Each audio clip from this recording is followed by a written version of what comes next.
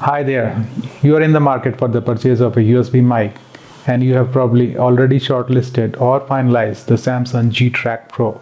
It's a great mic, good choice. You have seen all the unboxing videos, the comparison, and everything looks great. But there are some things that others might not have told you. It might not change your decision, but it might still be useful to know these things. So let's get right into it. So the first thing I want to talk about is the microphone type. Now this is a condenser mic everywhere you have heard, but I didn't see many places it is mentioned that this is a electret condenser microphone. You can see it mentioned in the first line in the G-Track Pro manual. So what is an electret condenser microphone? Electret condenser microphone has a permanently charged magnet, so it does not require a phantom power, which while opposed to a normal condenser microphone which requires a phantom power of up to 48 volts. Along with the microphone you get a free software from Motu and you get a card like this. But what happens when you go to the Motu site? It just says go to the Motu site and download the software. Well, when you go to the Motu site, you are required to enter the serial number of the microphone. And where do you find that serial number? It's not there anywhere on the microphone. I've checked that. In your Samson G-Track Pro box, on the underside, you will find this sticker with the serial number. I have hidden mine, but this is what the serial number is that you need to put in the Motu site to register and download the software. For the people who are buying the USB mic with the headphone monitoring feature for the first time, so how does it work? So basically when you plug in the Samson G-Track Pro, there are two devices that are created. One is a headphone device, as you can see here, and the other is the microphone device. So if you are directing your sound output to the headphone Samson G-Track Pro, so all the sound will be heard from the headphone connected to the Samson G-Track Pro. One more thing worth noticing is that you cannot control the mic level either here in the Windows, let's say through the software. It is locked. I cannot change it. Neither the microphone nor the Samson G-Track Pro headphones, the levels are kind of locked. So whatever control you want to do in terms of the microphone gain or the headphones, you have to do using these knobs only, which is a good thing. So there is no confusion what I have set in the software versus what is there in the knob.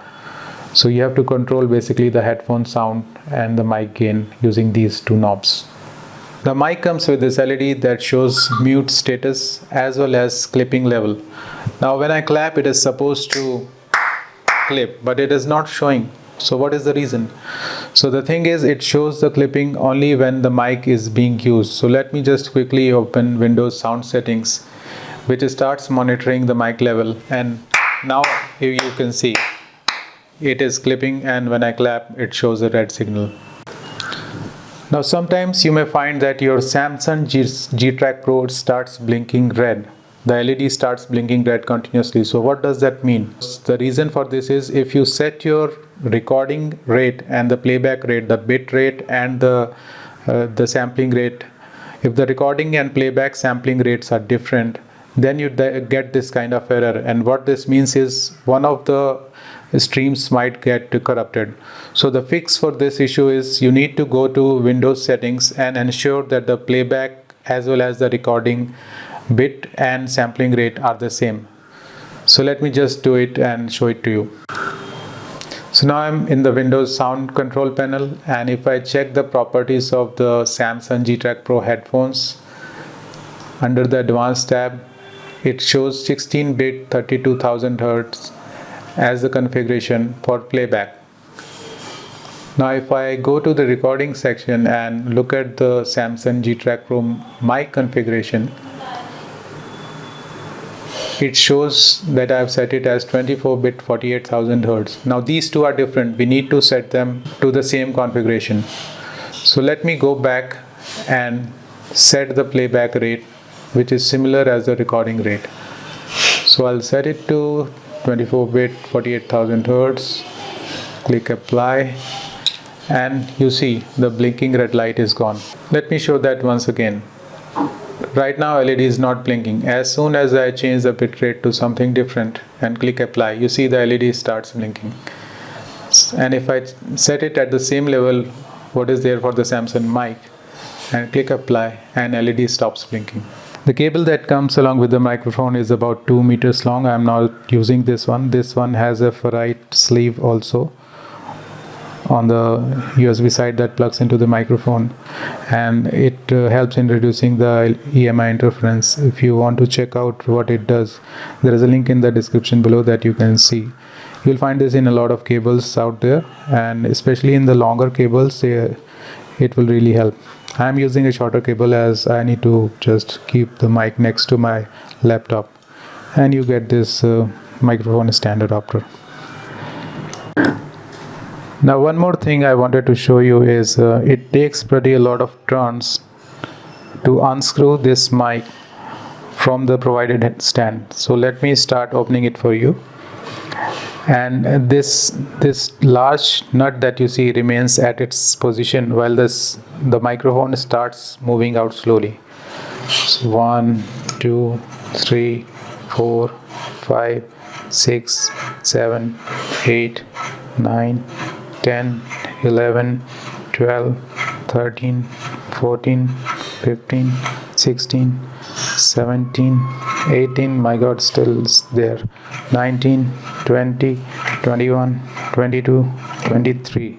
After about 23 turns, the mic is finally out. It has some symbols, but note that it does not have the serial number. Serial number you will find in the box only, as we spoke earlier. We have on our plan to get studio grade headphones with high impedance. I'm not sure whether these will be able to drive the high impedance headphones like 250 ohms and above, but I think it should be good enough for 80 ohms kind of headphones. The specs say that it can pump in 85 milliwatts of power into 32 ohms load.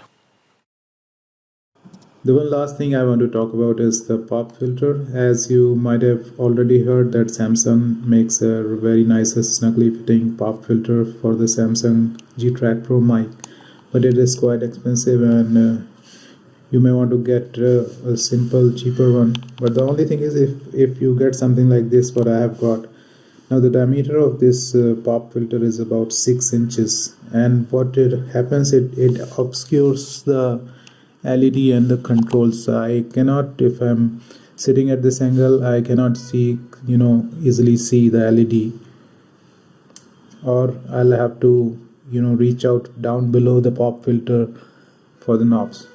So a little smaller pop filter should work better, I think, with Samsung G-Track Pro. Let's take a closer look at the mute button. As you start pressing the mute button, somewhere halfway down the line it activates the mute function.